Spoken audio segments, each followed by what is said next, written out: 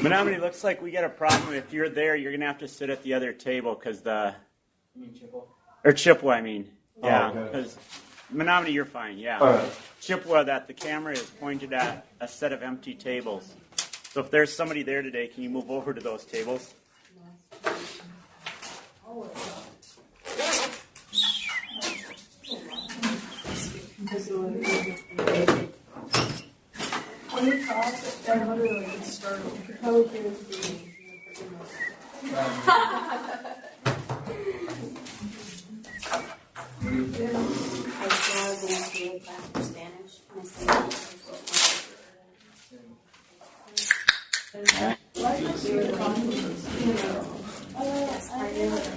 Till 5.2.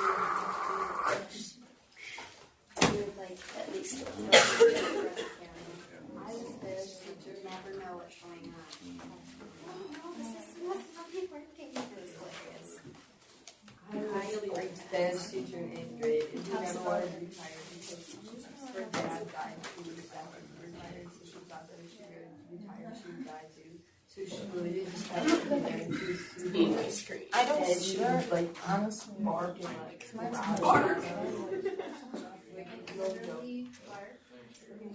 Excuse me. Time for you to retire. I can't see her with an old bat. She was nuts. Oh my god. My youngest sister went to the same high school I did, and they got a new Spanish teacher that's old and retired. And this one's like so cool. Like she does fundraising and stuff, so we can take trips to Spain. I mean, we have our Spanish teachers now. I never learned anything in class. All right. Oh, nice to see you. Went too far.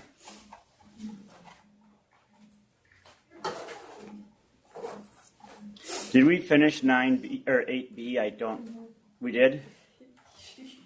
Just got to make sure.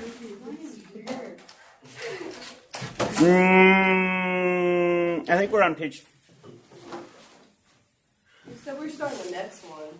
I don't know that. Oh. Did we do very far into this? Oh, you can't see that. Into 8B, an apple a day? Or did we just start it? We finished it? Yeah, I think we at least started it. I thought you said we were going on to the D, whatever the 8. Okay, well, I look at this page here. The table lists the lifetime risk of stroke for people with normal blood pressure, hypertension, both males and females. Hypertension is a clinical word for high blood pressure. So if you notice, there's a high correlation between high blood pressure and strokes, especially for women. All right, page 59, the first thing is to convert it to natural frequency out of 1,000. So they changed the 10.4% to 104 out of 1,000. So convert the rest of the table into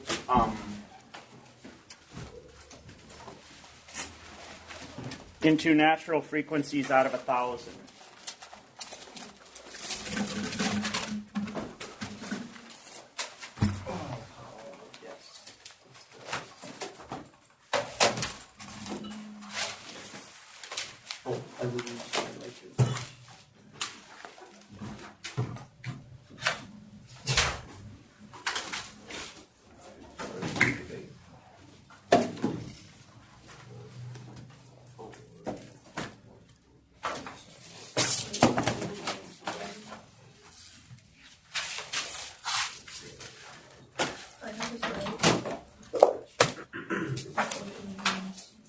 So,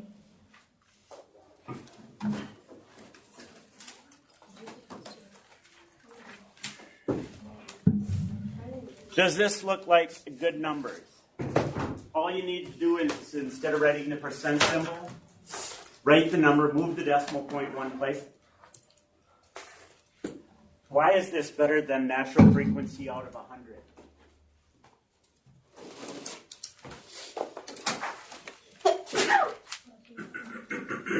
What would we had to say for the first one for natural frequency out of 100? 10, right? And then for women, normal, we would have had to say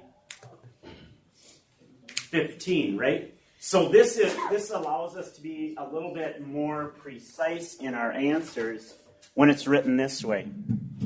All right. Next.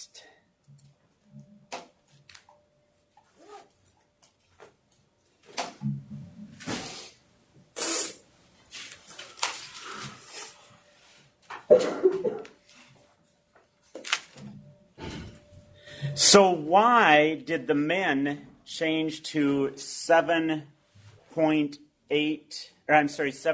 out of 1,000? What happened? What was the math that went on?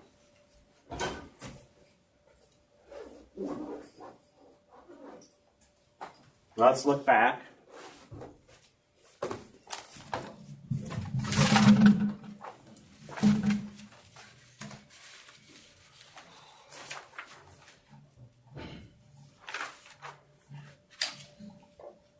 The original statement said there's a 9% decrease in the risk of stroke for every 100 or 25 grams of white fruit and vegetable consumption. And then it said that an apple has 75 grams. So that's three 9% reductions, right? So on our calculator, what are we going to press to go from 104 to 78? I showed you yesterday. Let's take out our calculators and let's do it. Somebody said it. What did you say? Said that came out to 77 because it'd still be like 77, whatever. Which is, yeah. Okay, so what did you press though, Wes? I did 104 minus 9 minus 9 minus 9. It's not minus 9. It's not subtracting each time 9%. It's each time you eat 25 grams, it reduces it 9%. Okay? And the way that we did it yesterday, do you remember I told you don't multiply by 9%, multiply by 0.91. Because if you reduce it by, we don't care how much it's reduced. We care how much it's left over. So we're going to multiply by 0.91. That's 1/3 of an apple, okay? And then we have to multiply by 0.91 again. And then we have to multiply by 0.91 again. Do you see that we're multiplying and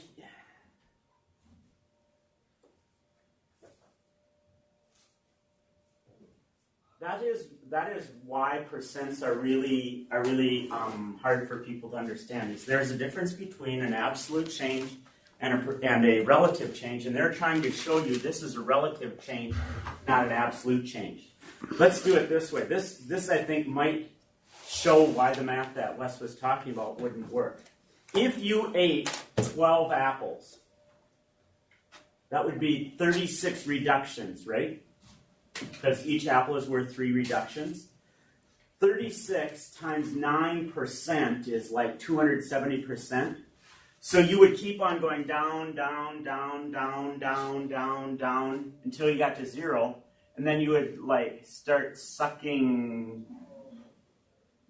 non-strokes from someplace, and pretty soon you would be a superhuman, right? So that's why it's always multiplied, not subtracted. But what's interesting to me is that when you did it Wes's way, you got really close to the right answer. And that sometimes happens, that you get close to the right answer when in fact you did the math totally wrong. But this is why it says 78. So do the other 3 boxes the same way. What are you going to press for women normal? 146.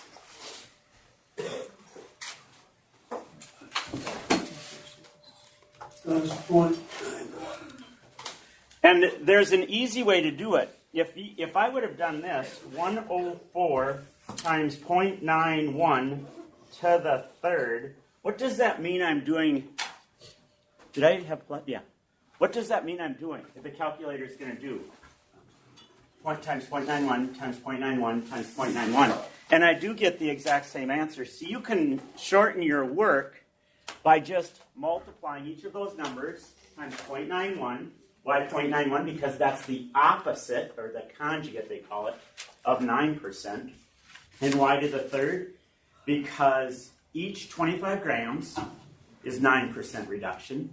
And there's 75 grams in an apple, so that's 3 doses of goodness. So your other 3 answers are...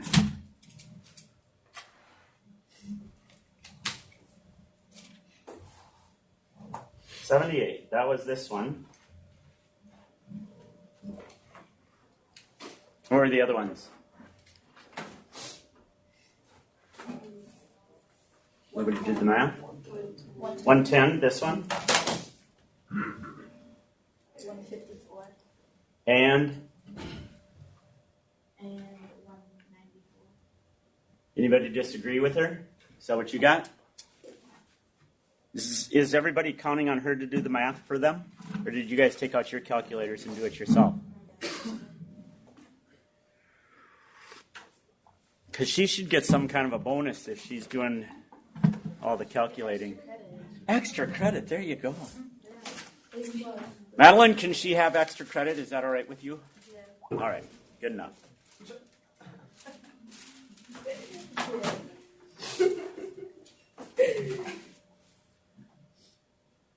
Look carefully at the categories in the tables in questions 7 and 8. Write a sentence making at least one comparison within one table, and write a sentence making one comparison between the 2 tables. Go. And then compare your statements with the folks at your table. While you do that, I'm going to take attendance.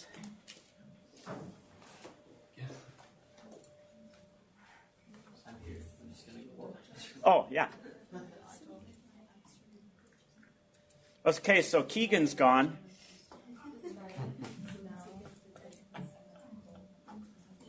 Boy, I think I'm funny. At least one of us does.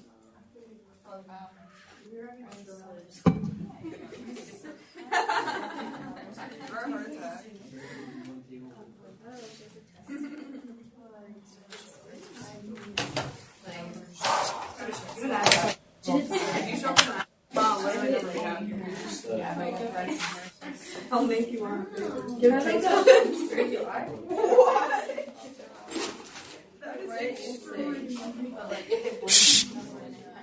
What did I say yesterday? If you're laughing, you're not doing math. Well, I'm just telling the people that were here. They know. Maddie is one of them. Yes, she is. Do you laugh when you do math? I love doing math. But nobody would ever say, Kevin, get back to work. You know, I heard that for like several years. From you? About you? Yeah. In school? Yeah. And do you want to repeat that on into the future? I mean, it's kind of happening, but... Consistency is key. Oh my god, I'm really need to focus. These last 2 days got me. Okay, really do this. Yes. Rach, can you move over to this side so that she can plug her computer in there? Or is yours plugged in? Nicole, why don't you move over on this side so that she can plug her computer in? Brittany. Gavin. Alexis. Janae. Felicia. Some people aren't made of money. Nicole. Max. Brandon. Eric. Here. Caitlin. Rach here. Keegan here. Grace. Riley here. Wes. Connor. Hey. Jocelyn. Eric. Madeline. Bailey. Dylan is here. Julie's here. Savannah.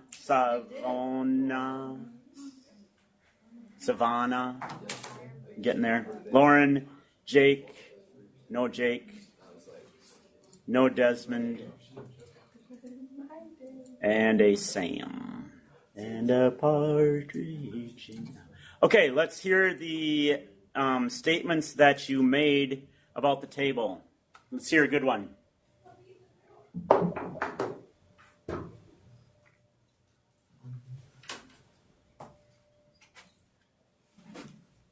I'm going to switch to mine because I've got both tables. More.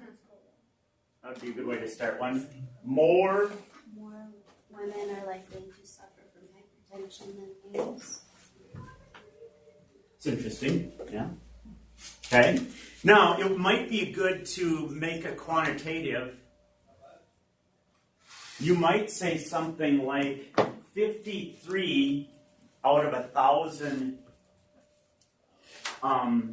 53 out of 1,000 women are more likely to suffer from hypertension than men, right? If you did the absolute change. Did anybody want to do that relatively? Because what would you have to do it relatively? Take 258 divided by 205. Did anybody do that? Because that's not really on the table, is it? Okay. One thing that you could say is like for men, having hypertension increases your risk of a stroke by 101 out of 1,000. Does that make sense? Anybody have any other ones that they think are kind of good? Yeah, what'd you have? Patients who eat an apple a day are at less of a lifetime risk for stroke. Okay, now can you make that quantitative? Are how much less at a lifetime risk of stroke? I did not do that much math. Well, one way that you could do it is to add up the men, which was 101, add up the women, which is 112. So it'd be 213 out of 1,000 people can be saved from a stroke by eating an apple a day. That seems a lot more significant than that stuff that we were talking about yesterday. Remember we were talking about prostate cancer? And we said don't eat bacon? Or was it prostate?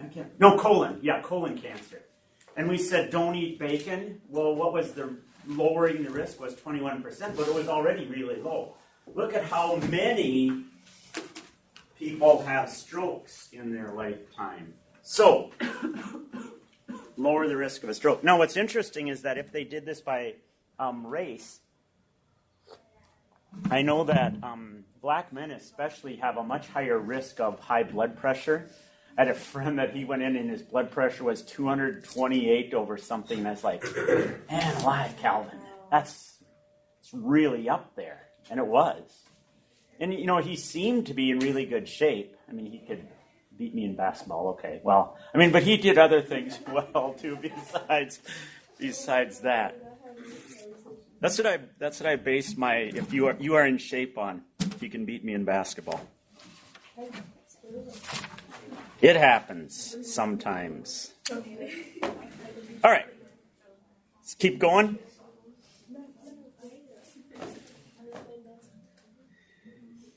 Let's go. Part what? Page 60. She's interested in getting going. And so one of the things that our society has become accustomed to is the idea that if you're sick, you can take some kind of a drug and it will make you better. All right? And You know, there are drugs out there that certainly are necessary for those kinds of things, but taking care of yourself would probably be an even better idea. Many drugs, it says, are designed to reduce the risk of disease or reduce the severity. A new drug advertises that it reduces the risk of heart attack by 50%. Reduces the risk of heart attack by 50%. Does that make it a good drug? I don't know. We're going to find out. So on this next 3 pages, we're going to talk about 2 groups of people. What's the difference between group 1 and group 2? What? Group 2 doesn't smoke and they have low cholesterol. So group 2 doesn't smoke. Group 2 has low cholesterol. Group 1 does smoke. Group 1 does have high cholesterol. It says the WHO reports that individuals in Group 1 have a greater than 40% chance of suffering a heart attack within 10 years. The same report indicates that individuals in Group 2 have less than a 10% risk of suffering heart attack within 10 years. They have found, instead of trying to study one thing at a time, having things grouped makes it a lot easier to make comparisons. There's a study that just came out that said there are 5 factors that determine or that have a basis for determining how long you're going to live. And to be honest with you, I don't remember what any of them are. But I can tell you this: the difference was significant. Women at the age of 50 are expected to live like 35 more years if they don't have these things. If they do have them, they're only expected to live 10 to 15 more years. I'm pretty sure one of them is smoking. It's always one of them. Being obese is another one. I don't remember. But anyway, grouping symptoms like that has proven to be a much more helpful way to determine risk. Okay, here's the difference. On page 61, there's a group of you guys that's going to answer these questions from 3 through 6.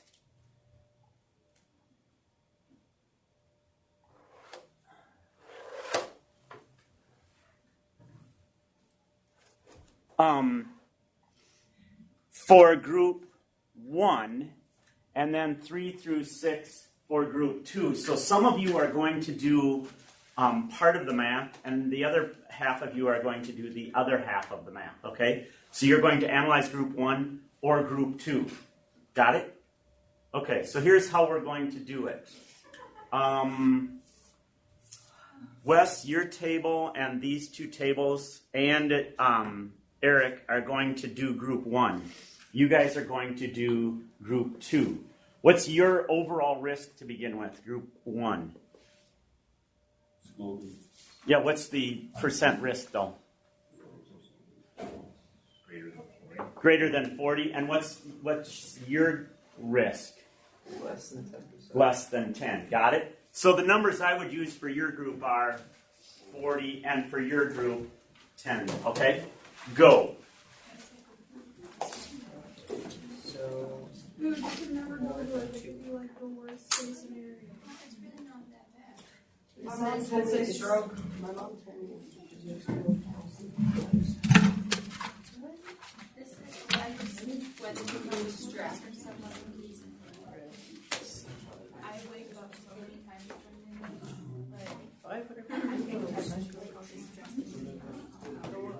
to 3 through 6.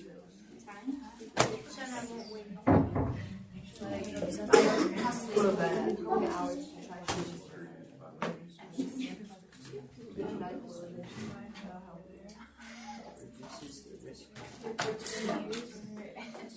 I love it.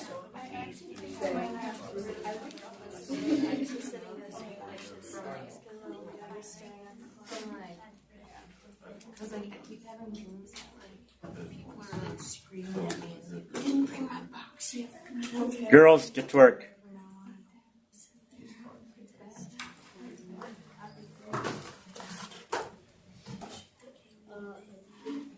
Oh,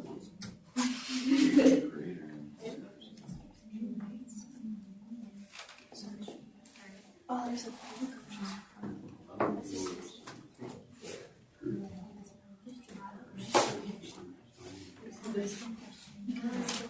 Okay, so I put the link into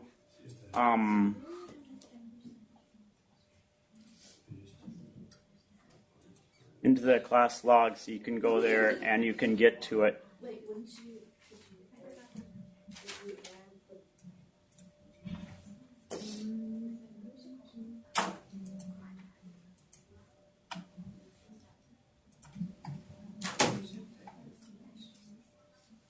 Oh, yeah.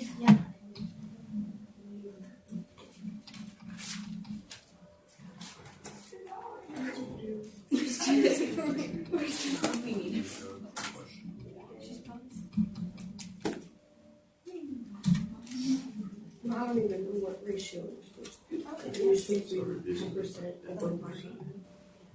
And then I don't agree with that.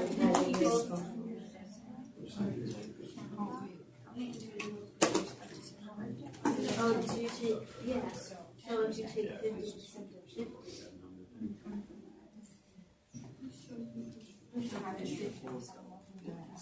For 4. Around 100.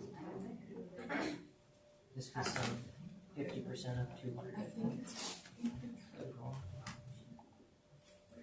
Kevin, Yeah. have you assigned who does which group right now? Oh, yeah, Eric, I'm sorry. You must have been blowing your nose because you're in group 1. Sorry about that. Thank you. Yeah, I thought you were still in the room and you heard me.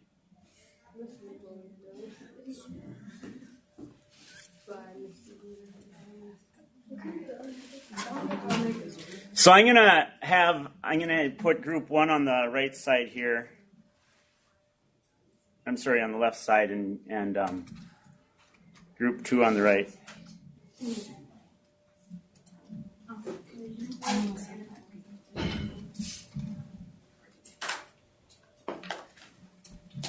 So you have to fill in those answers, otherwise the other group won't have their information. So make sure you do that so that we can get those in there.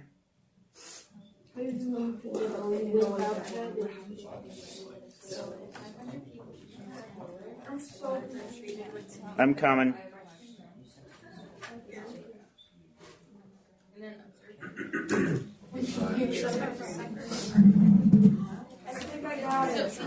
Who am I talking to? Oh, Riley. No, you think you got it? No. Okay.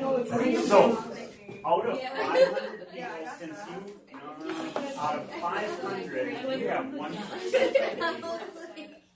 Take 500 times 0.1 and see what you get.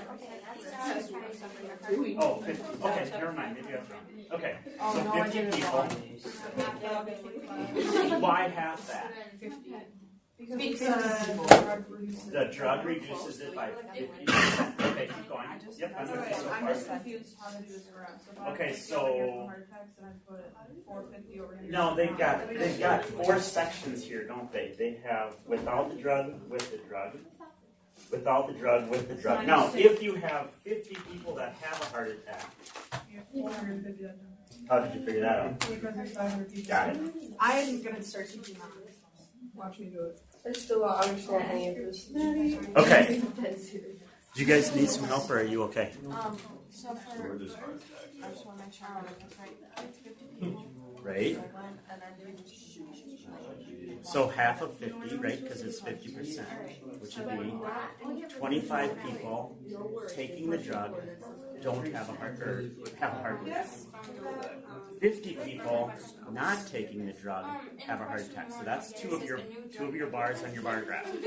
Now you got 2 more. People that don't have a heart attack that take the drug.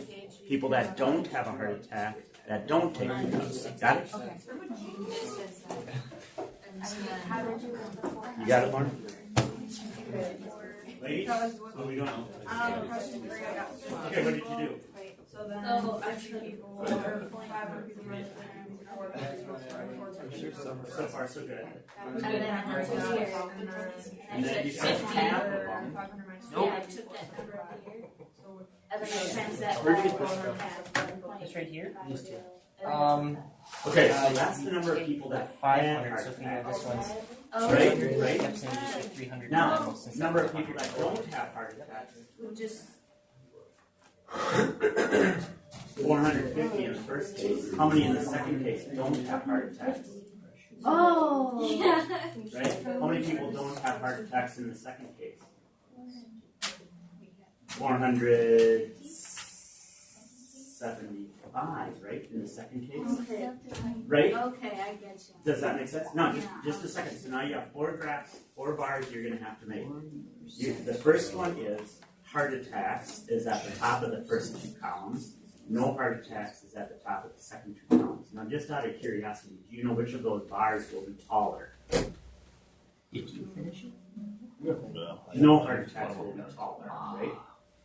Good job. Regardless of whether you take the drug or not. Okay, so I thought about how many heart attacks were there without the drug? So that's the first bar. How many heart attacks were with the drug?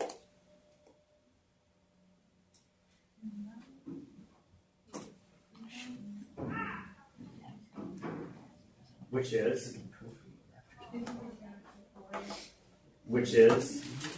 well, you got it, 25, right? 50%, half of the 50. Just wait, no, we're on the ones that have heart attacks. We're still on the ones that have heart attacks. So 50 people have heart attacks, right? So that's your first bar.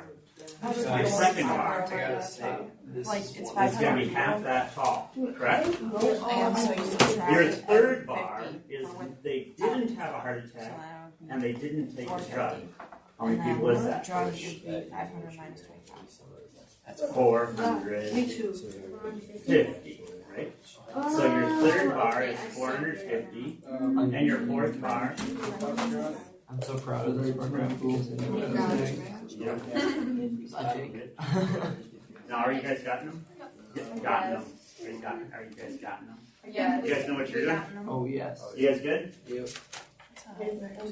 Okay, so if we're going to make a comparison of the different bars, let's look at the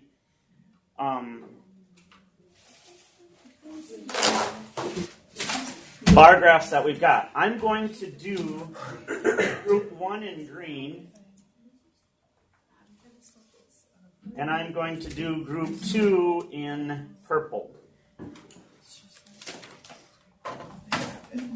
So I'm going to have 8 bars on my chart. All right? On the left-hand side, we said is heart attacks.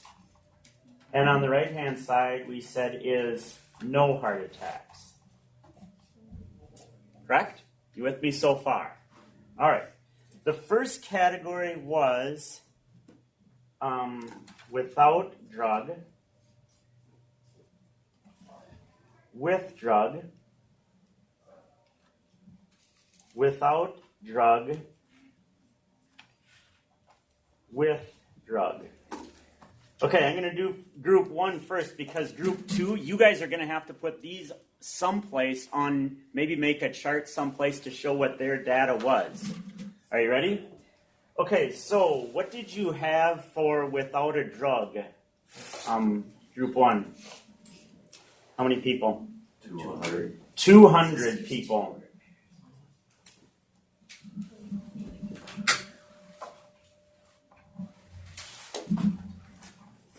So if you are in group 1, you have a 200 out of 500 chance of having a heart attack without the drug. With the drug,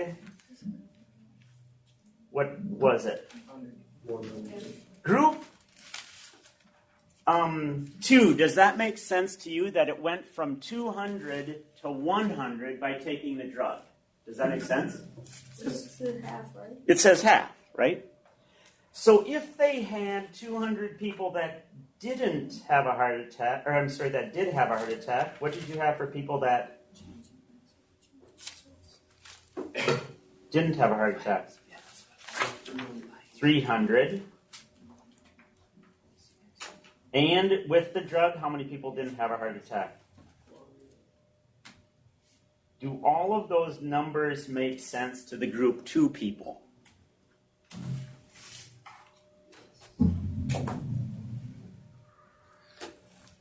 Now, what was the characteristic that separated group 1 from group 2?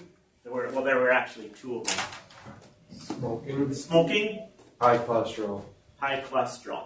And in fact, those 2 things go together. I told you, did anybody look for that YouTube video of taking the guy's blood vessel and squeezing the pus out of it? Oh, you gotta do it.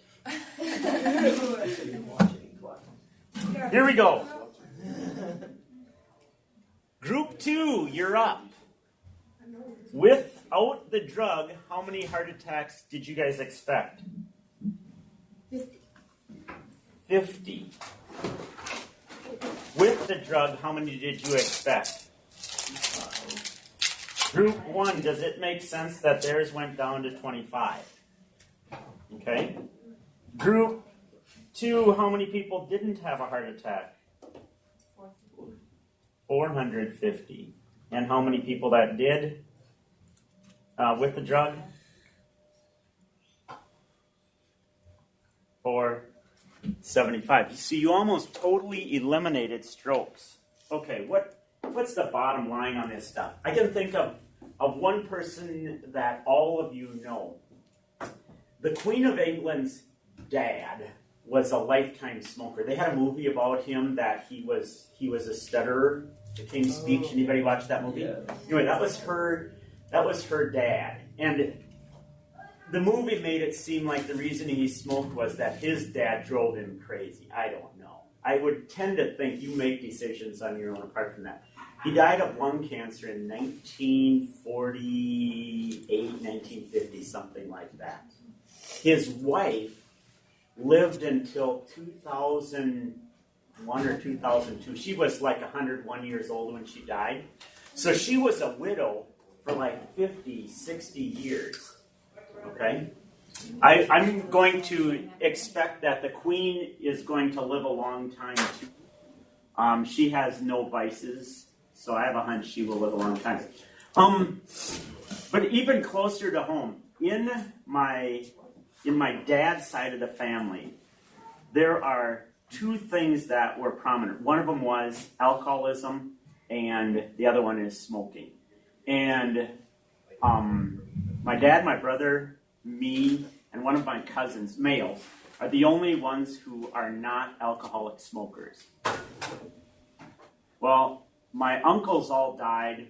Like the one died when he was 58, another one died when he was 62, and the third one died when he was 70. The one who died when he was 70 had a heart attack like 20 years earlier, and he quit smoking. The other 2 smoked up until the day they died, and they all drank heavily. My dad just died last January, interestingly enough, of a stroke, but he was 87. And so taking care of your body is a good idea. Unfortunately, you don't find that out until you're like in your 40s or so. And then you say, man, I wish I would have taken care of my body when I was younger. I'm giving you this speech now so that maybe it will get through to you like it didn't get through to every single other person who's ever lived. But let's just assume you now have the information necessary for you to live a long and productive life. Take care of yourself in every way. Don't drink to excess. For sure, don't even think about smoking. It's bad for you. It's just bad. Okay? And now, since they want to legalize marijuana, you know, the thing that amazes me about that is they don't realize that it's smoke. It's going to cause lung cancer. But whatever. Dude. That's my attempt at at talking like a pothead. Okay. Here we go, dude. So you got your pictures and you see how that all works together? All right. The reason why that's important is now we're going to go and study another group. Using that information from Part C, where it says it reduces the risk of a heart attack by 50%. Suppose a group of people has a 0.5% chance of suffering a heart attack.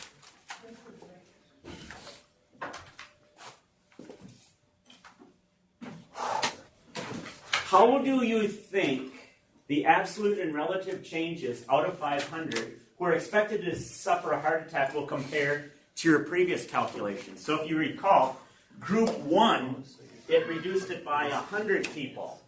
Group 2, it reduced it by 25 people. Group 3,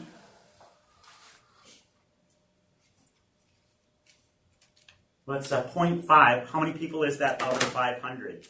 Multiply it on your calculator, give me a number. So right now, it's 2.5 people out of 500. So like basically. It's going to reduce it down to 1.25 people out of 500. Is taking that drug reducing the risk worth it? You are going to make important decisions throughout your life on is reducing the risk worth it.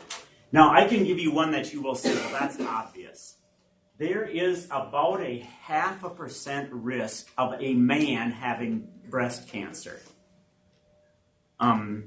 My brother-in-law had to have a mastectomy because he had the precursors for breast cancer in his chest tissue.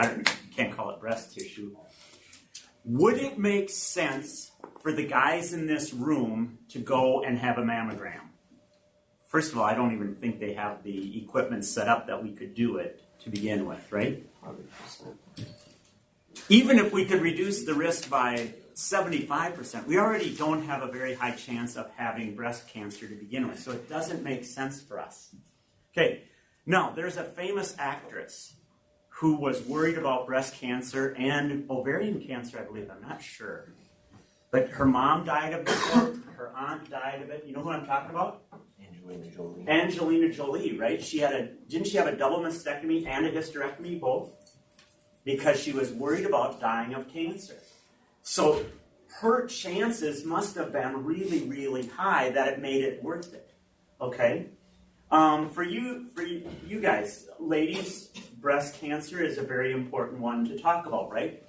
Some of you are advised to get mammograms early in life, right? Because you have a high risk of developing breast cancer because people in your family developed it. And if it's caught early, that would be very helpful. Guys, I had an uncle that died of prostate cancer.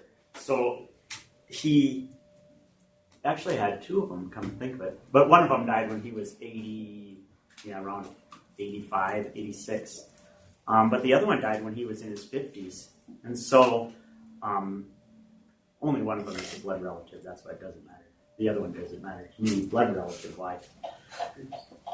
So you have to calculate the risk of doing certain things. So anyway, I went to my doctor's appointment last year, or 2 years ago, and he said,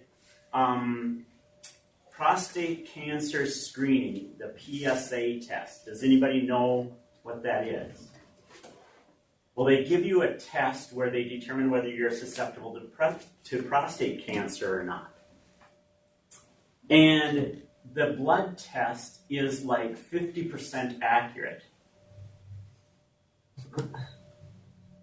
So it's, what? That sounds awful. Yeah, so it's not like really good at predicting whether you're going to have prostate cancer or not. They need to have a better screening tool. Okay? Now, we use all of these in connection with medicine, but there's other things in real life. Like, for instance, what's a phishing scam on the internet? Anybody know? Phishing scheme. Yeah, what is it? Where they send out an email saying, here, click on this link and you will enhance your life or something like that. You click on it and it like downloads information from your computer or something like that. Has anybody ever seen those kinds of things? Even if 99% of the people don't click on it, they still make money because that 1% does, and then they get money without doing something. So they play the odds. They play the odds very well, and they win. Telemarketers. Has anybody ever called your phone wanting to sell you something? Nobody ever has? No. Okay, raise your hand if they have. Have you ever bought anything from them? No. But there must be enough people buying stuff, otherwise it wouldn't be worth the risk for them to do that. Right? Anybody want to get into marketing? Do you know marketing buys ads on TV shows to get people to buy stuff? Okay? They do that. Now, you may say, well, I would never fall for that trap. I would never buy something that I don't need. I don't know. If you watch TV, it probably is true that you fall for it. Otherwise, it wouldn't be worth the risk. Here we go. At the bottom of the page there is a chart. Fill in the chart with numbers, right? Number of people in 10 years with the drug, without the drug, absolute change, relative change. Make sure you fill those in so that we can talk about them because they're important for our next step.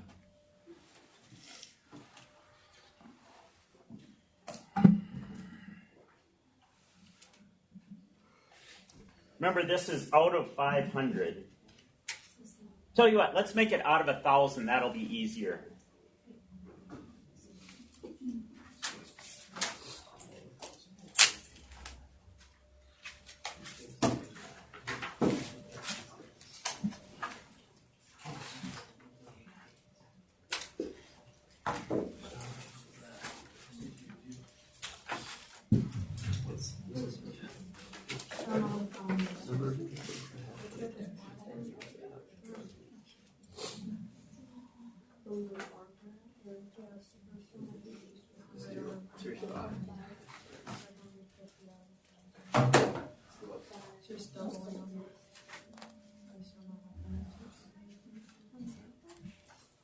Yeah, because it's wrong.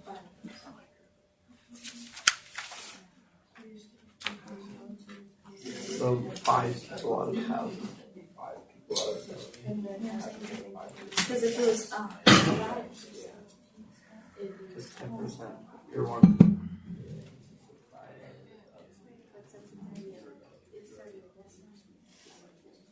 Is that right? 5 out of 1,000? Yes. What's the next one? If they take the drug, what did you say, Wes? Wasn't it supposed to be out of 500? I know it's supposed to be out of 100. Okay, let's make it out of 500 then. That's okay. You guys can do it out of 500. I'd like to do it out of 1,000. But 2.5, right? Yeah. With the drug, half of that. What did you get for half of 2.5? Okay, how did you get 5? I did it out of 1,000. So I did 1,000 times 0.05 or 0.005. Oh, okay. Because I did it out of 1,000 people, but they wanted you to do that out of 500, so that's fine. Okay. 2.5 with the drug. 1.75. Close. 1.25, right? Ooh, yeah. 1.25. The absolute change. Remember what absolute is? Yeah. So 1.25 minus 2.5 is negative, right? Negative 1.25 people, right? Relative, you take the absolute divided by the old, and you get negative 50%, right? Press it on your calculator just to make sure.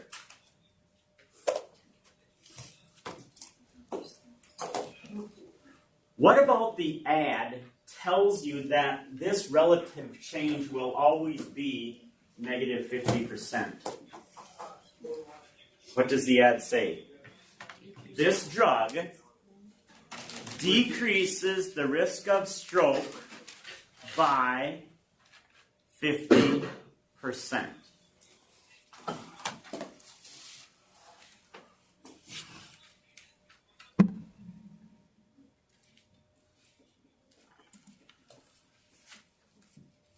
So, the first part of this says a drug that reduces the risk of heart attack by 50%. Everybody agree that's what we're talking about. Will most likely save many lives. Why would you say it depends? Yeah, it depends on what your original risk was. Are any of you taking an aspirin a day to reduce the risk of stroke? Yes. I am. Okay. Why? Because I'm old, right? Old people have a higher risk of stroke than younger people do. Because you guys drove me crazy. That's why. That's my excuse. Right? We have higher blood pressure. We have health care problems, and that's why we're supposed to take aspirin that you guys don't have to take. Would it do good for you?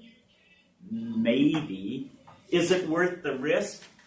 No. That's what the doctors are saying. So, in this statement, most likely save many lives, it depends on what the person's risk of stroke was before.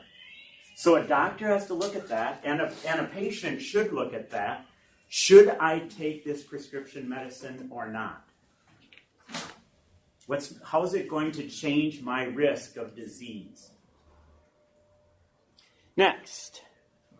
Drugs can help people lead healthier, more comfortable, longer lives. They can also harm people. All drugs have side effects. It's important to consider carefully before deciding to take a medication. Lipitor is a drug that reduces the risk of heart attack by reducing the level of cholesterol in the blood.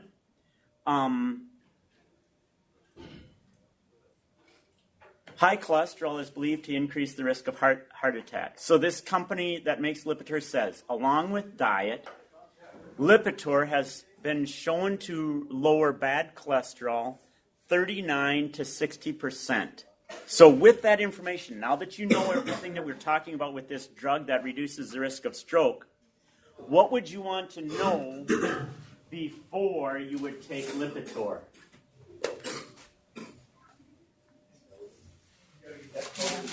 What is my risk of having bad cholesterol now, right? Before you decide to take a drug, make sure you know what's my risk of not doing it versus what's my risk of doing it. Got it? When we get back, we're going to enter into the idea of categorical data. And it's a pretty intense thing, so make sure you have your brain caps on. We don't want any information to leak out. We'll come back at 10 o'clock.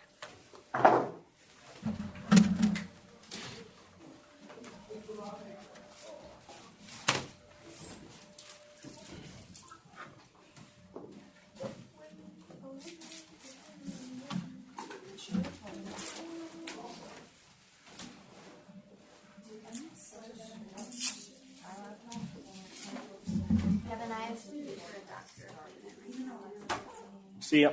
Have a good one.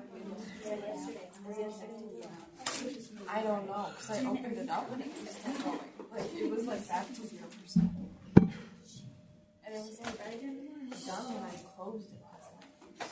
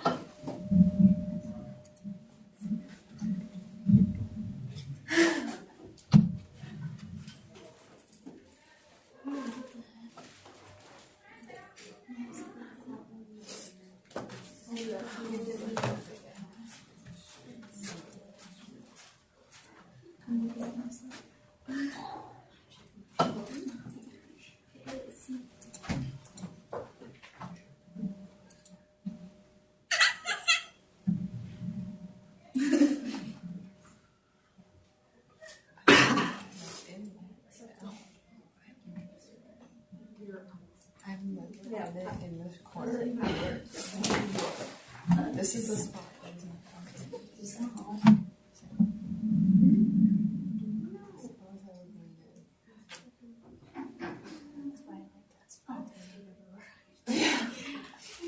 Oh, it's really hard. Yeah, it's I'm a little it's because you can't do that. I love this. do so bad. I'm a little bored too. Okay, now I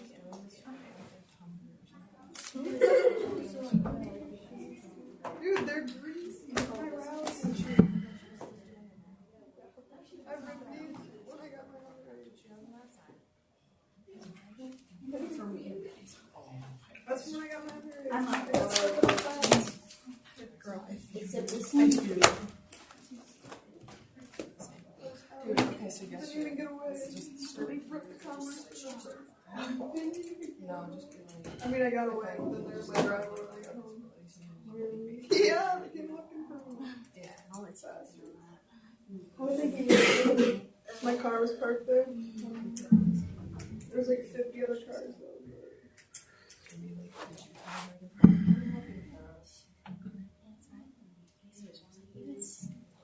Okay, guys, best cars.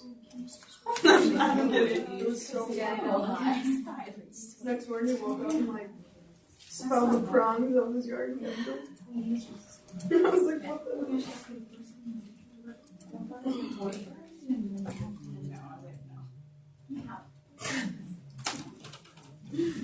hell?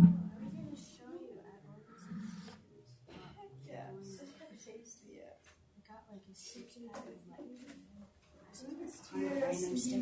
How do you spell taste? I think it with a Z, don't you? Maybe I not. thought it was TASED. Oh, so they just give you everything. Yeah, they just give you That a doesn't random pack. seem like it's going to have a Z Oh, I sound. did that. I don't know. Maybe it's TAZ. C? There's definitely not a C. You think there's a C in there? Could be. I don't think so, though. Come on, autocorrect it, fix it. Maybe it's that. I don't know. I'll try. Say taste, Surrey. Yeah, it looks like it came up. So big. Surrey. What did you say? Siri? I take it. Surrey? And not a hater or whatever. It says it's an acceptable word, but it could be something other than what you're thinking of. I'll ask Surrey. Siri.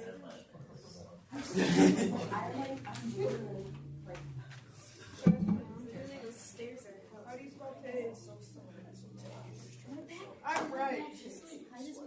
Oh, I don't want my mom to get that text. Did you get tased?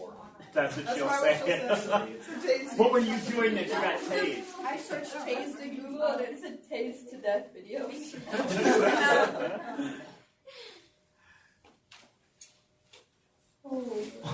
I'll be like, hey, in school, why didn't you do this? Yeah. That's what she'll say. Are you skipping school again? Oh, here we go. Oh, here we go.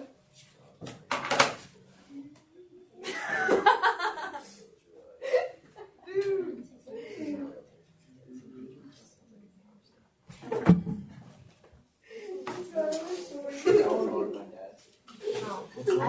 I just think it's Dude, it was kind of scary. He was like up on the fence and got tased and dropped and fly. And he goes, I didn't even know what was happening until I looked over and there was like stuff going. It didn't look like, oh, good. It was in like, although he had this one brother who like hopped on the fence and got He's like, oh, this is a cute little kid movie. I was like, rate it. We had like and Hagen couldn't smell it. Entourage couldn't smell it. All of them like Catch a video of it, like, straight so the cop showed up. couldn't smell it. And then it took her like a little bit and they were like coughing and crying and they were like, this is really bad. And then it was like a new girl's like second day there. I was like, I'm really sorry that you're like breathing in pepper spray. Yeah, no, I'm too nervous. It's fine. Well, all these kids are running. Yeah, I got away, but then I got home. There's like sheriffs in my driveway. They were big. And it wasn't like super high. Yeah. It was something when I had it, more like I'm gonna make And there was like at least 100 kids there. They just had to take a mile. My sister, Like by the time I got home, I was probably about so. one time about how she wanted Like I mean, like maybe. so There you go, it's like a tortilla.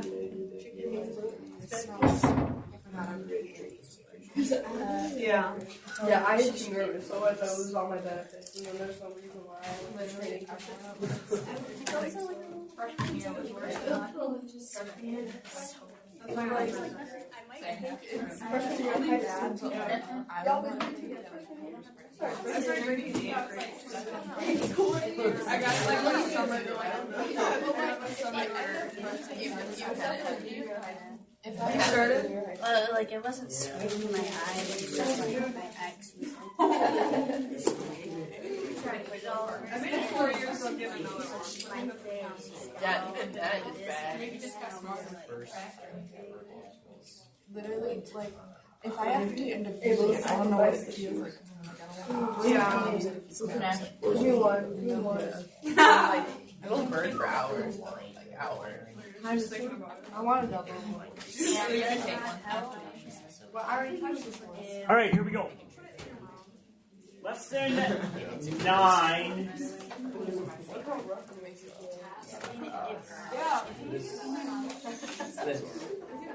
Lesson 9, we're going to talk about. Oh my word. Nobody cares. Is it still on me? It is. Can Chippewa still miss his shoes? Can they still? Eric, can you see Riley? Wave, Riley said. Nope. Can you see her? Yeah. Sees you. Perfect. So, and there is nobody in Chippewa to the best of our knowledge unless They're they're probably hiding in there the just corner. chilling. I probably just don't want to say anything. Isn't there like 2 rows of tables there? Yeah, there are. And I don't It's know. just facing the wall. I don't know what happened because it was fine yesterday, and now today it's. They're probably just taking a nap. Yeah, they wanted to take a nap in peace and quiet. Why didn't you just ask if you were like there? You did. Hello? Oh, you did already ask? Okay. I did. Yeah. Okay, and I asked them to go and sit at the other table. All right, we're talking about the No, it don't smell less good. 100,000 Lives campaign in your book. So I looked it up on the internet, and here's, it actually is a thing, the 100,000 Lives campaign. It has to do with hospitals, and it has to do with hospitals reducing the risk of dying in the hospital. Because there's an unusually high number of people who go to the hospital and die. So my mother-in-law last October had to go to the hospital, and she said she wanted to stay till Monday. And the doctor said, no, I want you to get back home because we have a lot of sicknesses, diseases, illnesses here at the hospital. You should not be here. Okay? Has anybody gone to the clinic and gotten sick afterwards? It happens to me just about every time. So I go and I keep my hands in my pockets. I don't touch any magazines. I try not to touch the doorknob, but sure shooting, I was in the clinic this morning. Watch, next week I'll have a cold or something. Next week. Next week. There's so many variables that you could touch something. I don't know, you're like. Hey, I told one of the teachers here at CBTC to go home. We had a vice president of education a while ago who said, if you are sick, go home. Don't be here making the rest of us sick. All right, so anyway, here we go. So 100,000 Lives campaign. Is that a lot of people to try to save? Yes. Seems like it. And there's two easy ways to do it. And that's what we're going to talk about today, is the 2 easy ways to save 100,000 lives. I went to the internet and I found this. The number of people who die each year in the hospital out of 100. So look at that. If you have respiratory failure in 2000, you have a 25% chance of not leaving the hospital. That's not very good. Kidney disease, 10%. Cancer, 8%. Yeah. Where else would you go? Well, and that's the point. Like, Because some people say, well, then don't go to the hospital and then you won't die there. You will not be one of the statistics. But you will probably die at home, is what they're saying. Yeah, it's kind of funny that you said, because there's a statistic that says people who need to take pre-algebra, beginning algebra, intermediate algebra, college algebra, statistically don't pass college.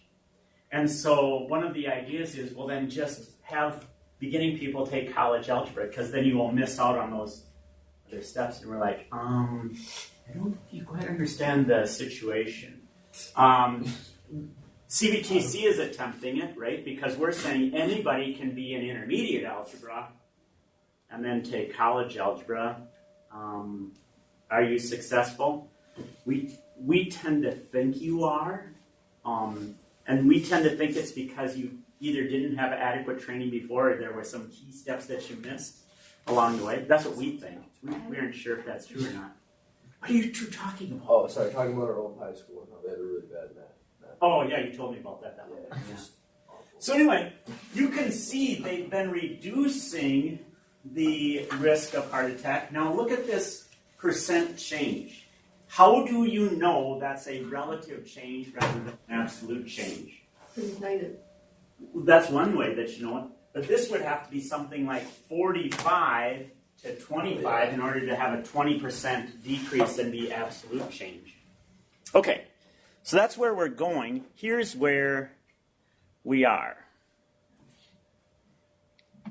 There are the implementation change at this, or team at this particular hospital is trying to decide which of the two bundles, or which of the two ways to reduce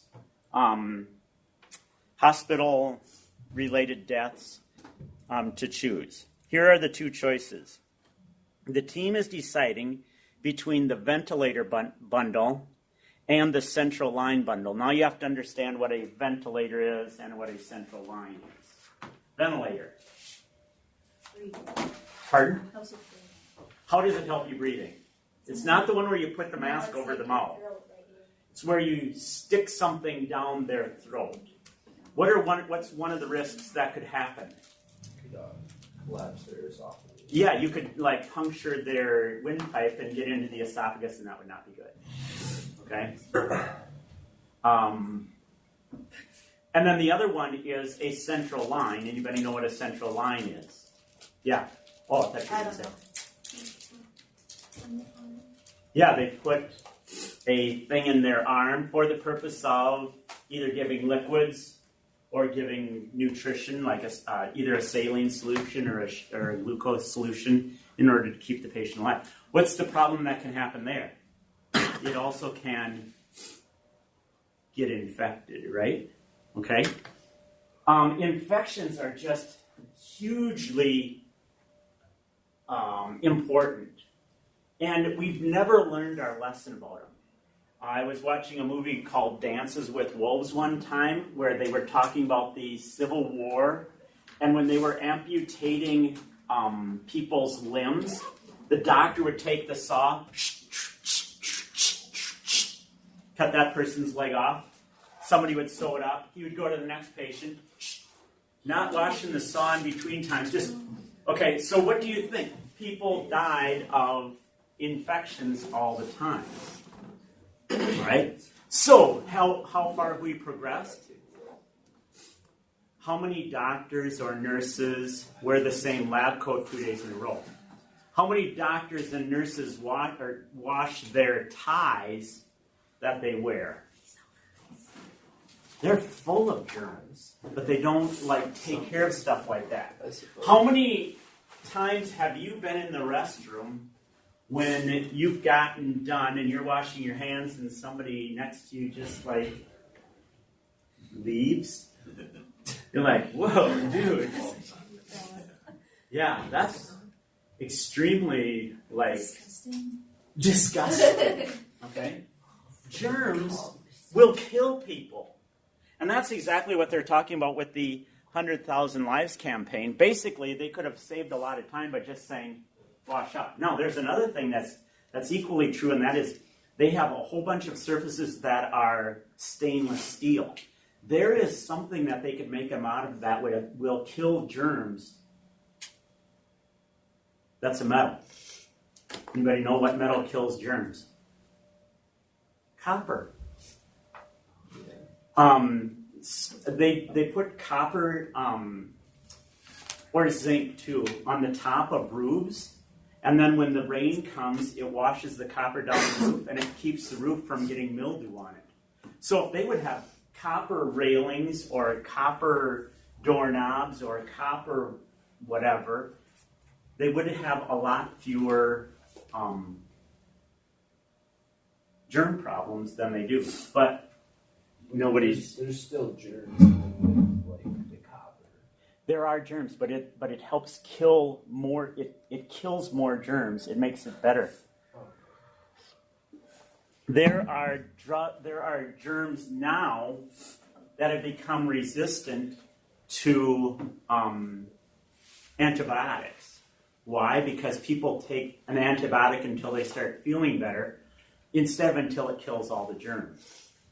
Okay? There are people who don't vaccinate their children because there's a very low rate of diseases, and so they say, well, I'm not going to vaccinate my child. But as soon as that starts building up, we're going to return to those times when people had diseases and things like that. Okay, talk it over in your groups. Talk about germs. Go.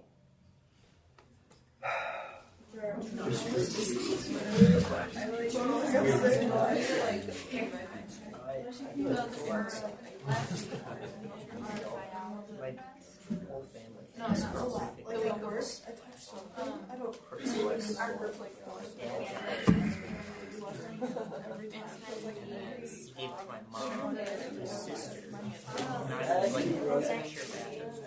What? Like hiding. Like since Christmas, every time I went downstairs to family time, I was like literally What? everybody else. And so I spent the whole Christmas vacation pulled up basically.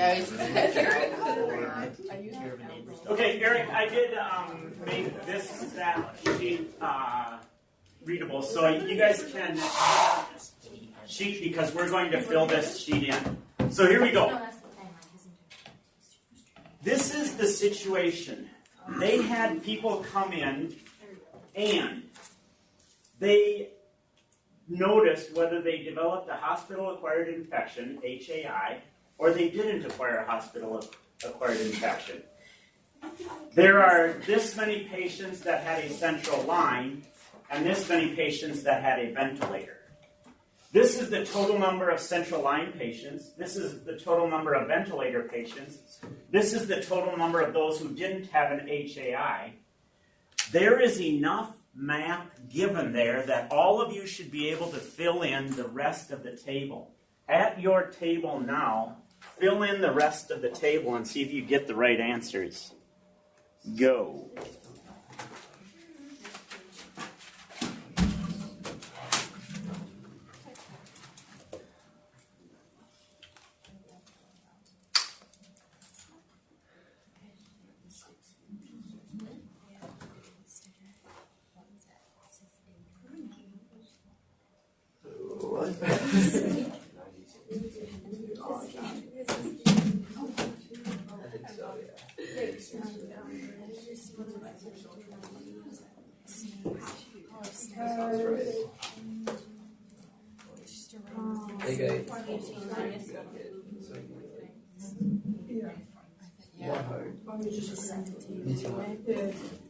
That's okay.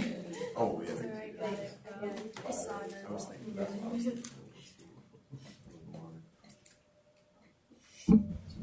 You guys get them all filled in? You guys got it? You guys got it? I didn't have to. Okay. Okay. I did 82 minus 20. That this many total central patients and this many developed and HAI, you could figure out how many didn't develop and Well, if they add up to 82, if they add up to 82, remember that one we were just Yes, I feel, if it's like a psych class. So if there's 82 is the total, and pretty sure what do you get for an answer? Very good. Okay. Now if you had 20 of these people that are HAI, 22 of these people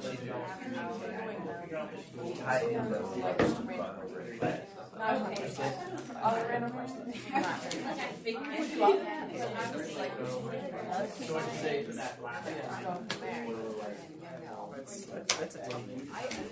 It's hard. I personally did mine. I did not any questions. Figure it out. Okay. Now, on the test, this is a very common area that folks get wrong, and that's because they don't know how to fill in the table. That is the very first step of this process that folks get wrong. So here's the answers that I wrote for this problem. Now, the way I did it is I made a tic-tac-toe, and then I filled in the numbers. You need one number in each row or column at least.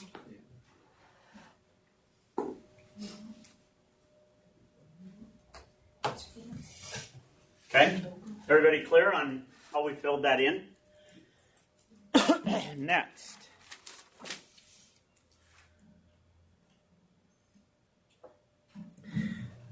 So here's what Amy said. The hospital should implement the ventilator button since more than 50% of the HAIs involved a ventilator. Trevin disagrees. He says preventing HAIs from central line infection is more important because nearly 24% of the central line patients developed HAIs, but only 19% of the ventilator patients developed HAIs. Both of those statistics are correct. Do you recall that thing where we had a few weeks ago where there were two different police precincts? One had more crime, but less of it was guns. The other one had less crime, but more of it involved guns. The same thing is kind of true here. Both of those folks said something that's true.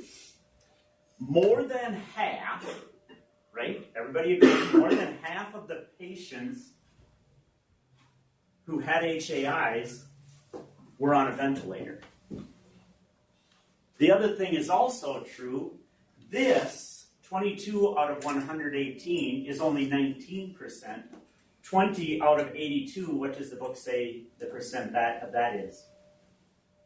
20 out of 82? What did he say? 24%. He said it's 24%. So this is only 19%, this is 24%.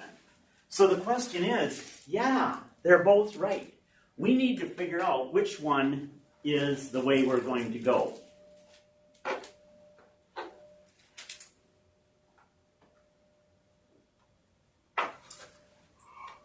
And it's never an easy job to figure that out, because there's advantages to going each way. Since there's more ventilator patients, it seems like that might be the way to go, because we would be affecting more lives. There are fewer central line patients, but it seems like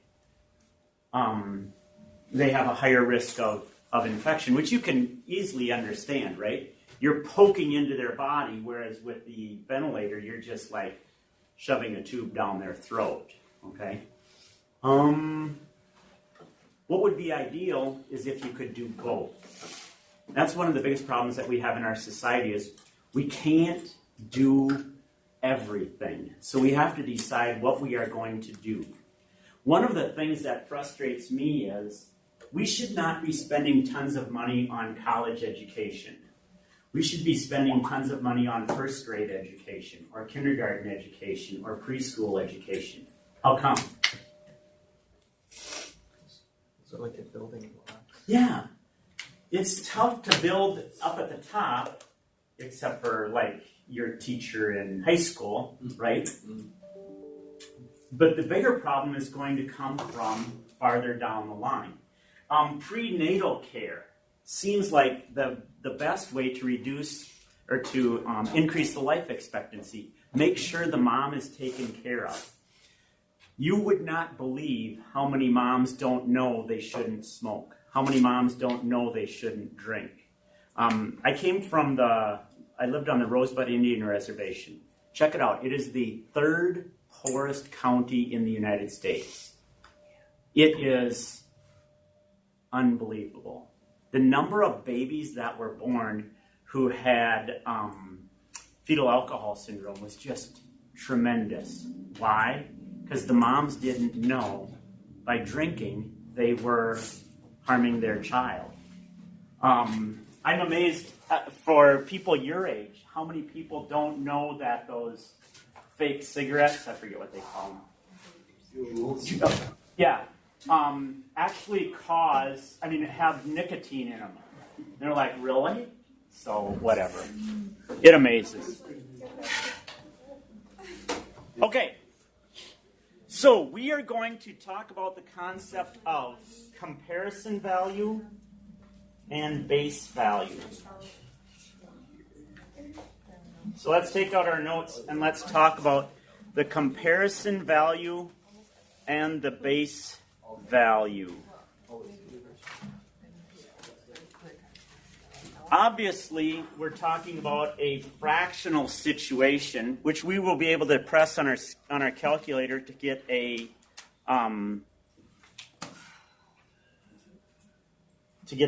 percent or a decimal. I got to get the names of the two people again. I forgot them already. Amy and Trevin. So let's do Amy's math over here and Trevin's math over here. The way you do the math is to start with the words. What words that Amy said will be useful in this? The hospital should implement the ventilator button since more than 50% of the hospital-acquired infections involve patients on ventilators. So the way you do this is in English, the base is usually the first part of the sentence.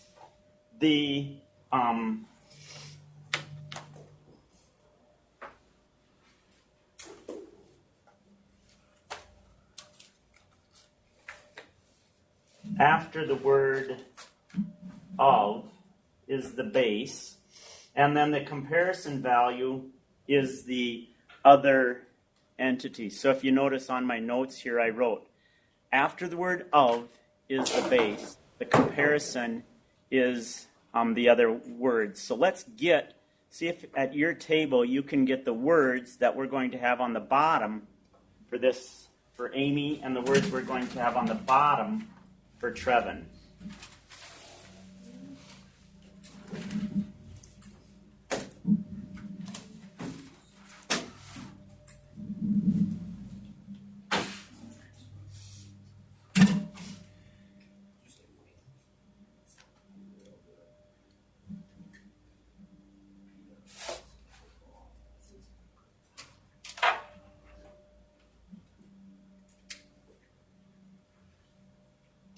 Do you have the same words I do? HAI and central line, right? Now let's look at the table. The bottom is always one of the totals. So in this case, it's either going to be the number 82, 118, 200, 158, or 42. That is going to be the bottom. It's the base. Base, bottom. I don't know how we're going to remember that the base is on the bottom. But let's just, we'll have to figure out something. Maybe they both start with B. I don't know. We'll figure it out. Okay. So we're talking about Amy first. HAIs. There are 5 choices. What number did you write down? How many people wrote down the number 82? 118. 200, 158, 142, or I'm sorry, 42. Nobody's going to admit they wrote down any of those numbers. Talk it over at your table. See which one you think it is. Should go on the bottom for Amy. Go.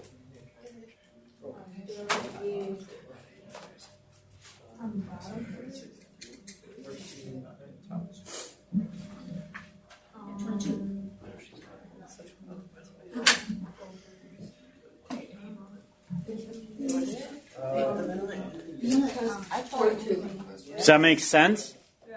42, because it's the total what? It's the total patients who had HAIs, right? So you go in the HAI row to the end. Got it? Let's do the same thing for Trevin. What number are we going to write on the denominator for Trevin? I heard somebody say 82. Central line, right? Because it's the total of the central line column. Everybody agree with that? Okay? Now we have to get the numerators. Amy's numerator says, what word are we going to use for Amy? It says, involve patients on a ventilator. So what's Amy's numerator? 22. Yeah, I'm sorry, what word? Ventilator. Right? What's Trevin's numerator word?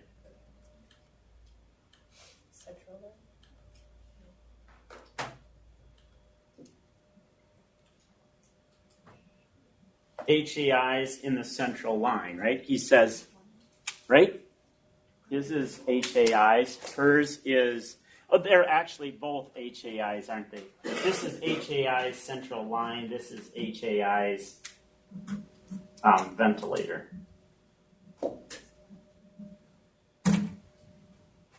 Okay, so let's look at the table. According to that, Amy's numerator is...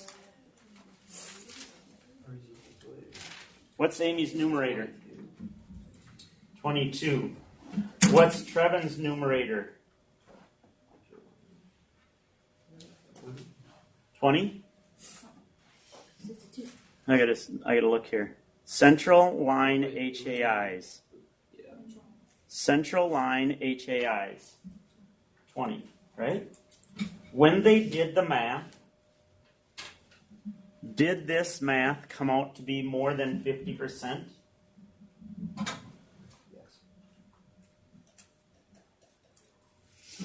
When they did the math, did this come out to be, what did he say, 24%? Okay.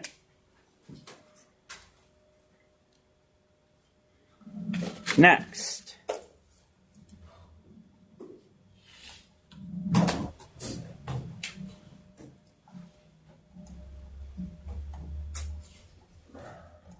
Do you agree that there is no right answer for which one they should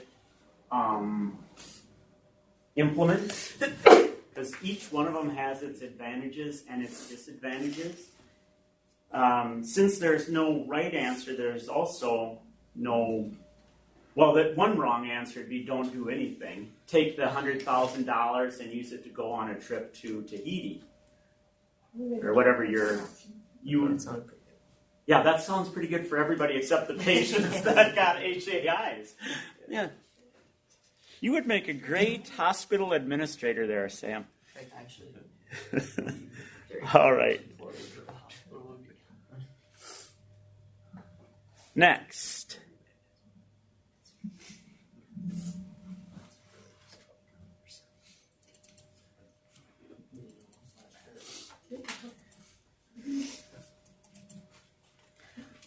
How does this play out in real life? I want to show you some statistics that we use in this class soon as I get there, that we use in this class to help us decide how we're going to help people. Let's see here. I got to change this to white.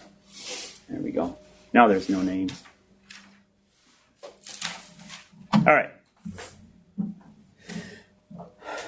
This is actually college algebra, but it's the reason why it's important for you guys is so that I can use the information to predict whether you are going to be successful in your class. I did a study in which I compared all kinds of things that people had coming into college algebra.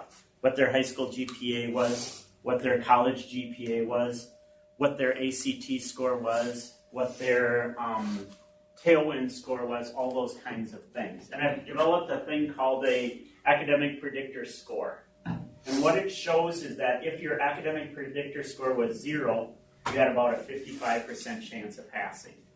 If you had a academic predictor score of 80, you had about of 116, you had about an 80% chance of passing. Okay? So it shows those two different things. But more importantly is I developed a chart just like the one that we had on our paper. The first one is, did they pass or fail? And did they have a predictor score over a certain number or not? Right? So there were 121 people in every single case. This test said these 10 would fail, but there were 12 other people who failed who didn't have that predictor score. So it seems kind of like that, taking that PSA, prostate screening test. You're like, yeah, if it's not going to predict, I don't want to use that one. This one said that 16 people would fail with that score, and 6 people failed even though they didn't have that academic predictor score. Ideally, we would want this to be 0. But what happens as this gets lower, the kitty corner number gets higher, and so you try to balance those two things together. Look at this. We can get the predictor score down to 3%. In other words, if we raise that academic thing and say, we are not going to allow anybody into college algebra unless they are super geniuses, okay, we're going to have a lot of people who pass the class, or a high percentage of people that pass the class. But we're also going to have a lot of people who don't even get to take it because they didn't have a high enough predictor score. So that's why you have to balance those kinds of things when you make those decisions. Those are important categories to get acquainted with as you go on in mathematics. Page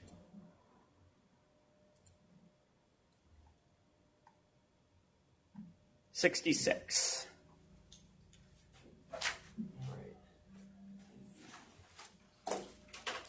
As you saw in the previous lesson, statements about percentages are often confusing. Recall that HAI stands for hospital-acquired infections, and consider the following two quantities. Q1 is the percent of ventilator patients who developed HAIs. Quantity 2 is the percentage of HAI patients who are ventilator patients. What you're going to go through this lesson and determine is, are those the same thing or not? And we're going to see how those numbers relate to these two pie charts that we see here.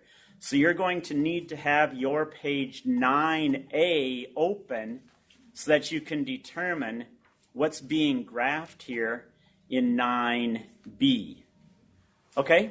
So you guys do, I think you can do the whole, you can do the whole lesson, and I will walk around and help you. I don't think we'll get it done today, but you can get started. Go.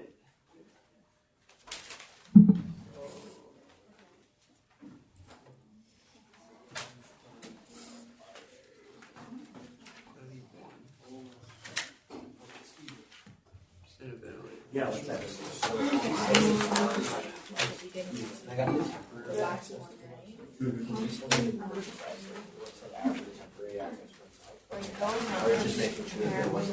No, no, not that I know of.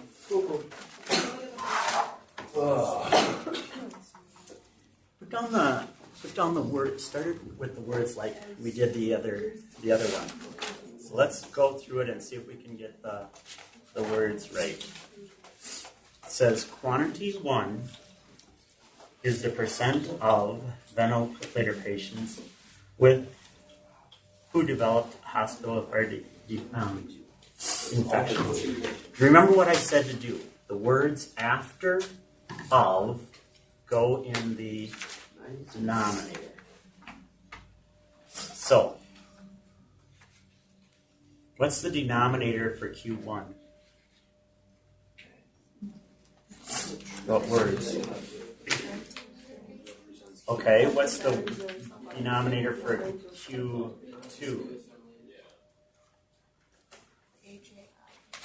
Got it?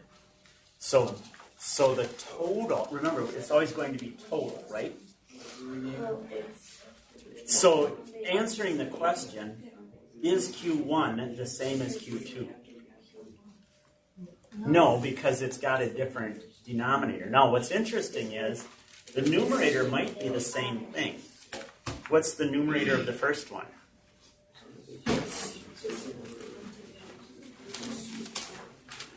Ventilator HAI, right? What's the numerator of Q2?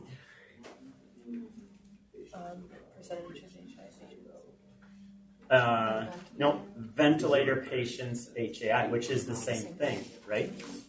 Okay, so write down the words first, then fill in the numbers. Remember, the denominator is always one of the totals. That should help you get started, okay? Thank you. You're welcome. Did you guys get that? Felicia, you heard me talking? You know what you're doing? Huh? Okay. Girls, did you hear me talking so you know what you're doing?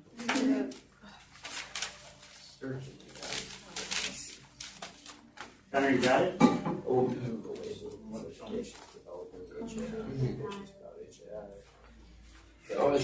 Brandon, what did you write down for Q1?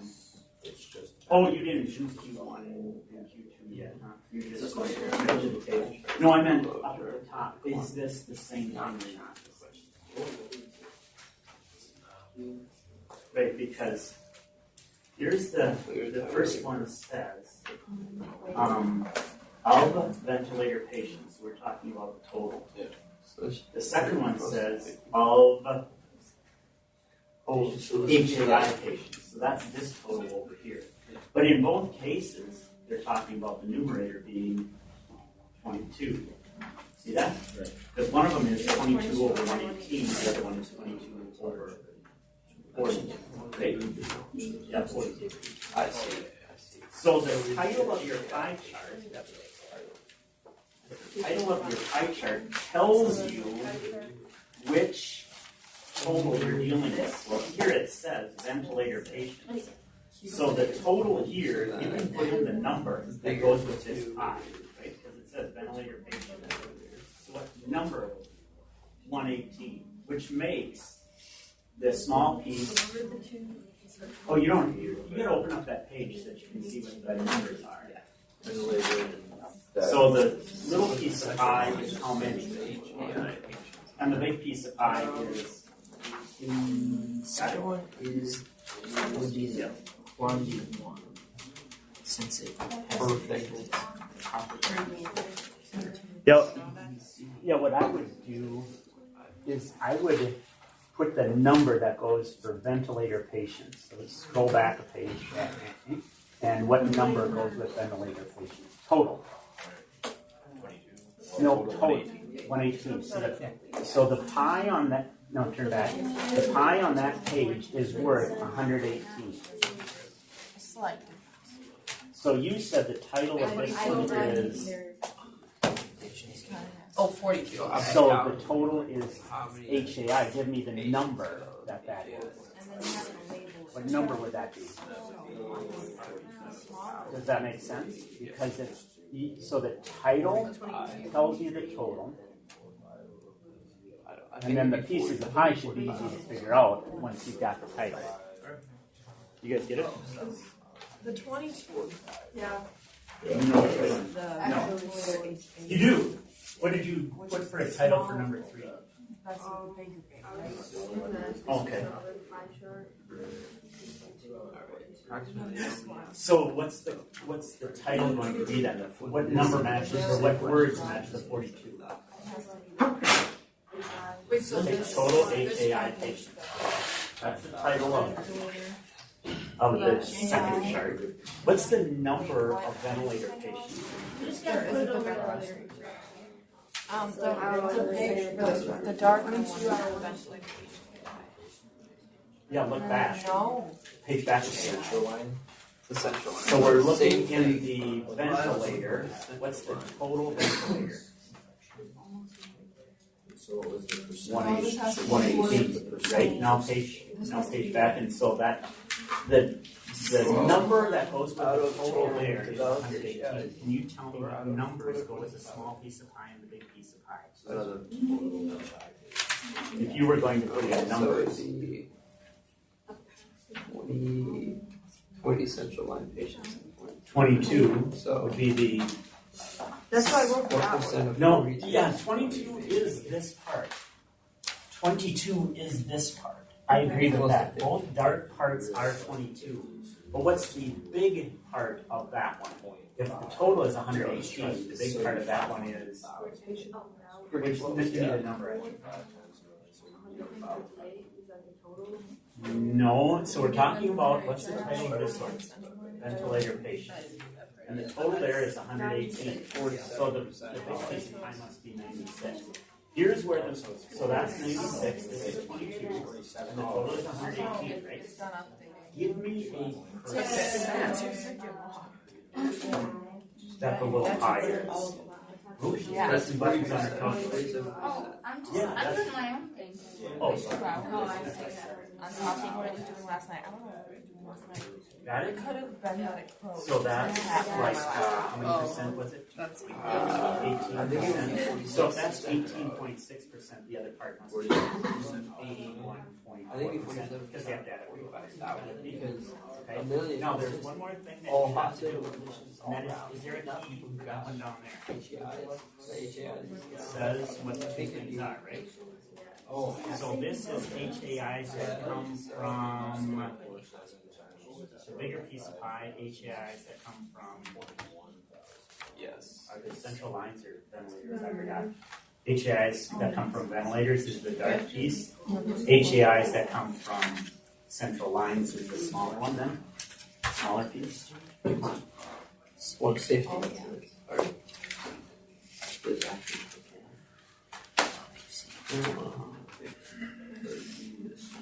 Which one are you on? Okay, now I don't see titles on yours, but you're writing your notes in your book or something instead of on that. I just don't see that you wrote your collection. That's all I. So you're. I didn't think we're supposed to write this. Like, I know it's mine, but like, I wasn't sure if I was actually supposed to write it. Oh, that's okay. I was just wondering if you were catching on. That's all I cared. Are you with us? Okay, so we've got the title of the first graph is total ventilator patient. The big. I didn't write a title. Well, it's got a title on that on the one. second one. You didn't write a title on the second I one. just wrote. I labeled the things. I just didn't. Okay, so if you were going to write a title, what would you write for a title of the second one? Because it's 50%. Reduced by. Remember, it always goes with the total. So the title of the second one is Developed HAIs. Right?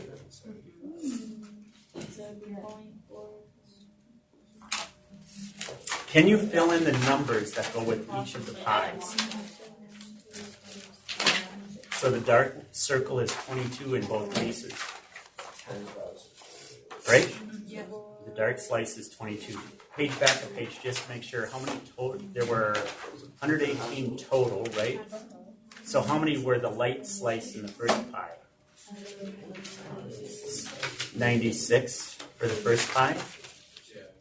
Do you have 96 written down there for the first pie? No, on the next page. Did you write 96 and 22 on the first pie. That's the second pie. Yeah, that one. Okay. And for the second pie, I don't think you have your pieces right, do you? Me?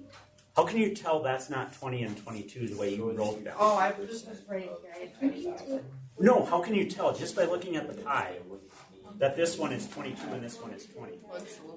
One's a little bit bigger. So the bigger one must have a bigger number. Everybody good with that?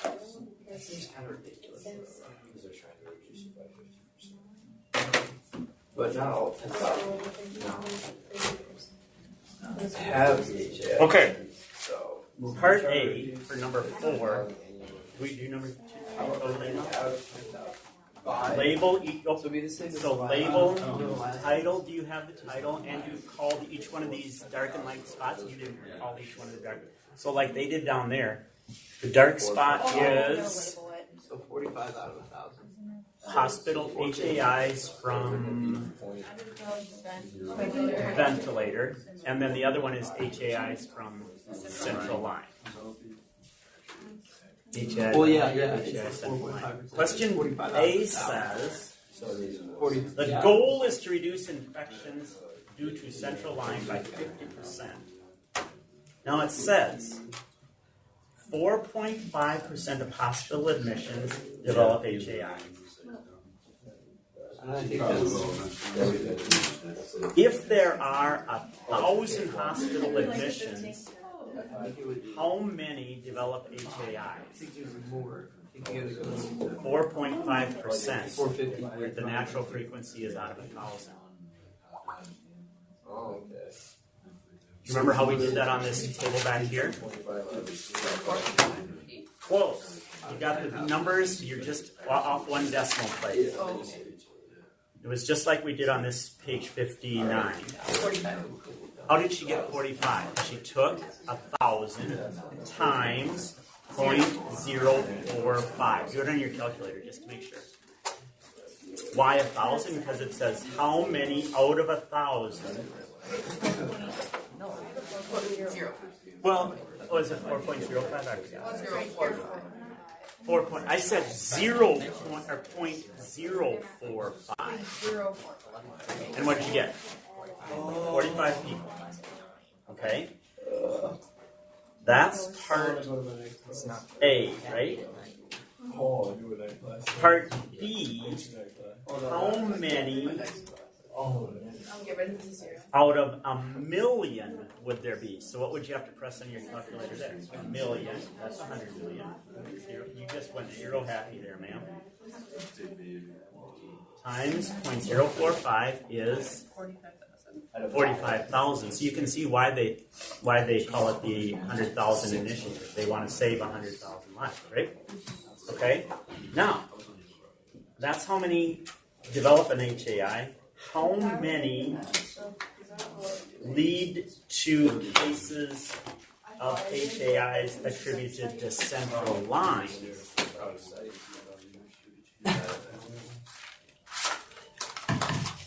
Well, we know the total is 42, right?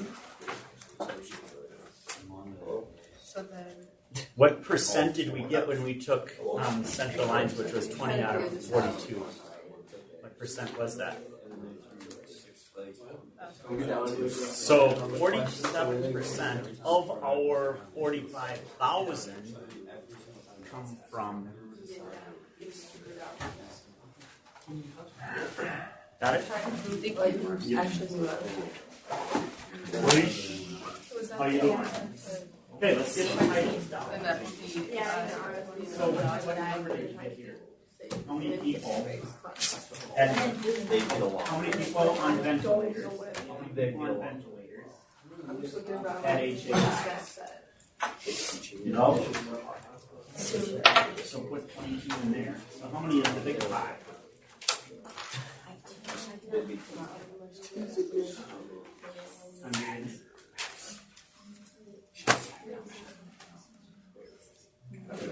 So the total is ventilator patients.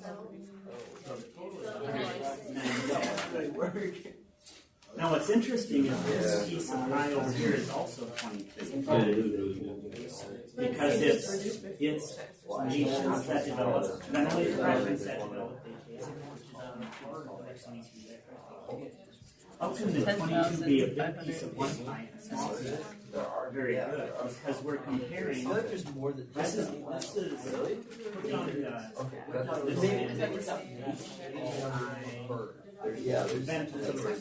this is HAI central line, right? Okay, so the title is Nations Who Developed HAI. Got it? Oh my god.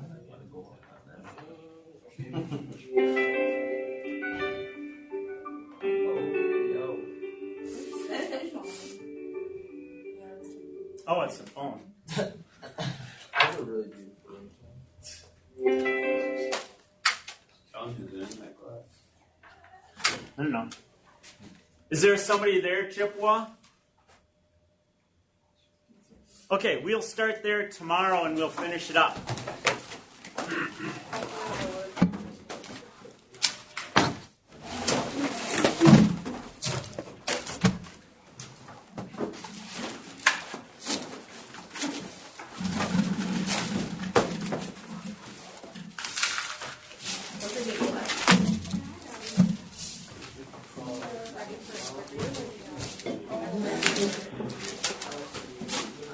Is that in this room right now? No, it's...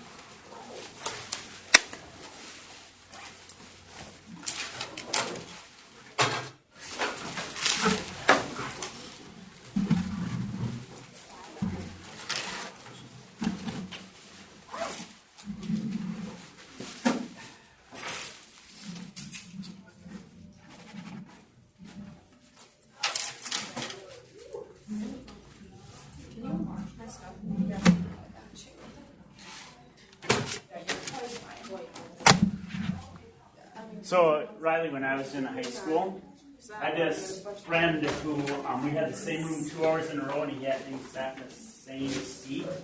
And so, between classes, I would lift his head and put his other book underneath his head. And then he would go back to sleep. And he is now, like, the chairman of the board of Woodley. Oh, good. So that shows you don't have to pay attention in high school to be rich and famous. Facts. I got my laptop today. I can't figure out how to do this level.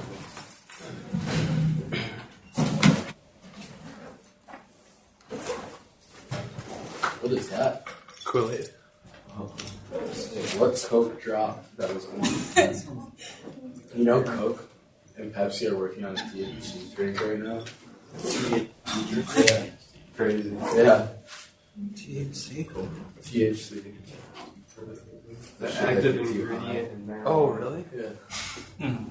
They're actually working on it. It's fucked up, actually. Are they working on it together? Or Like they both are their own thing.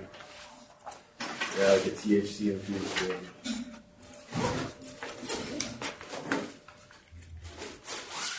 You